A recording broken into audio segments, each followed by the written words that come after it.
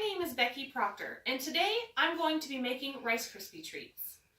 Have you ever been so busy that you forgot all about your church potluck and had to rummage through your pantry hoping to find something that you can make quickly?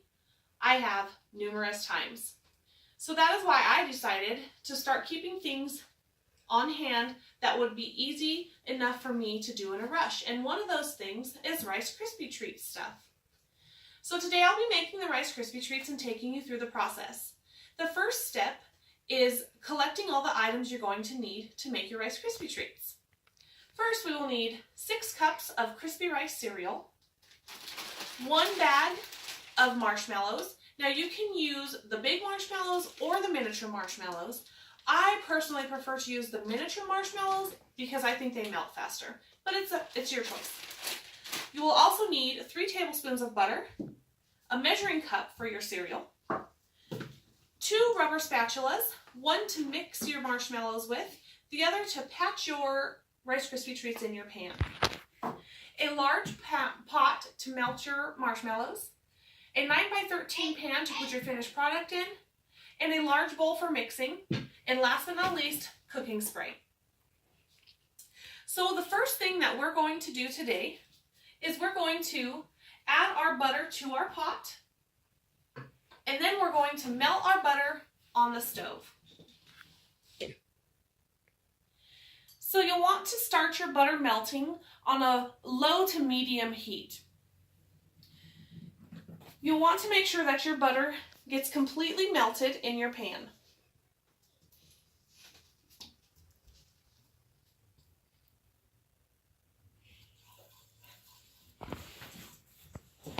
Now, Rice Krispie treats are a treat that can be very versatile. So there are numerous ways you can make Rice Krispie treats. This recipe here is the classic recipe.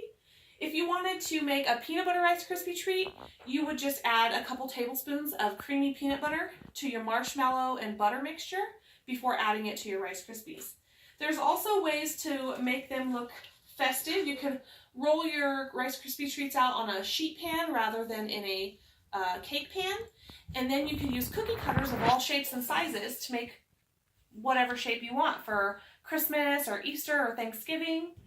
A quick fun fact about Easter, I once did Easter Rice Krispie treats with plastic eggs, and then they had M&Ms on the inside, so that's a really fun one. So once your butter is completely melted, you'll want to add the whole bag of marshmallows to your pan. Now you want to keep stirring your marshmallows so they don't stick to your pan. And as they warm up a bit, they'll start to melt.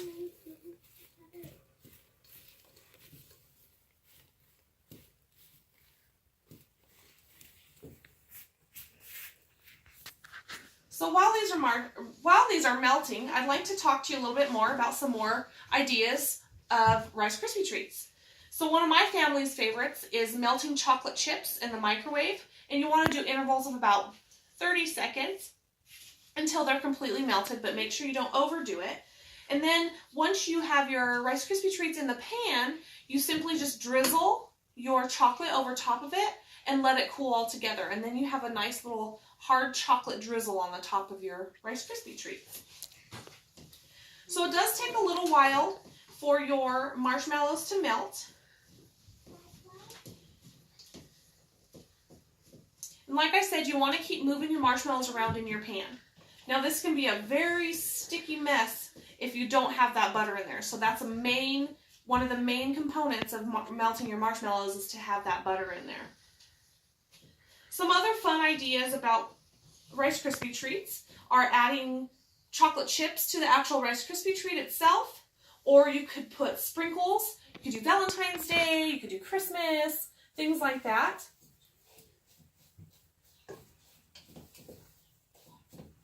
You can also do double batches and make Christmas tree ornaments. You just roll it into a ball when you're done with it, and then you can decorate it with licorice or sprinkles, M&Ms, different types of candies.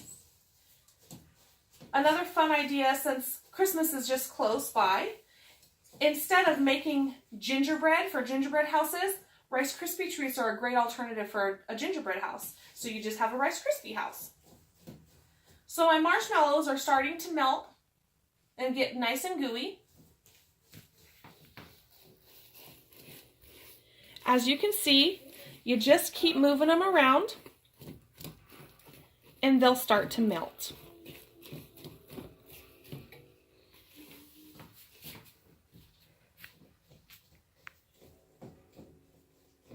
Now once your marshmallows are completely melted, you're going to want to take it over to your bowl of Rice Krispies and pour it on top of your Rice Krispies. So you just dump the melted marshmallow right over top of your dried crispy rice cereal.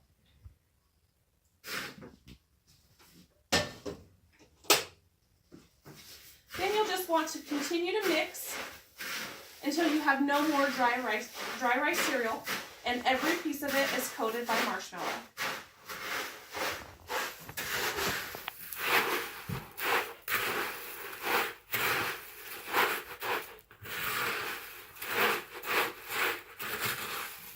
Now I have already taken the liberty of spraying my 9x13 pan. That way the marshmallow treats do not stick to the glass pan. And you don't have to use a glass pan. You can use a metal pan or a stone pan as well. The only thing with a stone pan is it's not recommended to really spray those, so you just have to look on your product label for that.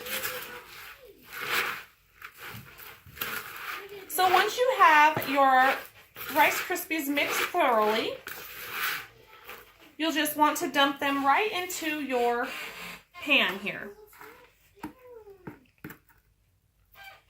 Now, I personally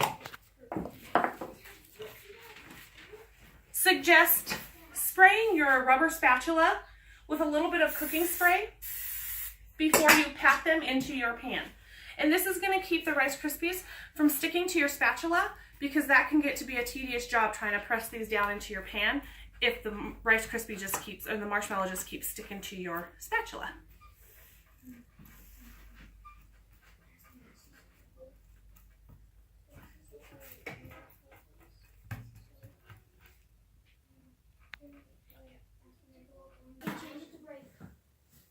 Once you have the Rice Krispie treats all pressed into the pan, you'll want to let them cool for about 20 to 30 minutes before cutting. Now after your Rice Krispie treats have cooled for about 20 or 30 minutes, you'll want to cut them. And you can cut them into any size you'd like.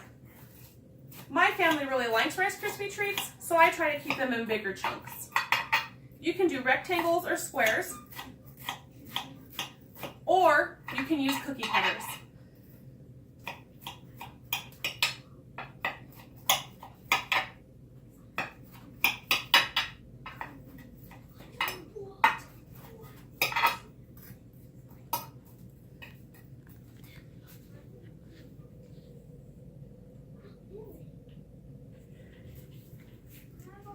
And that's what they'll look like cut.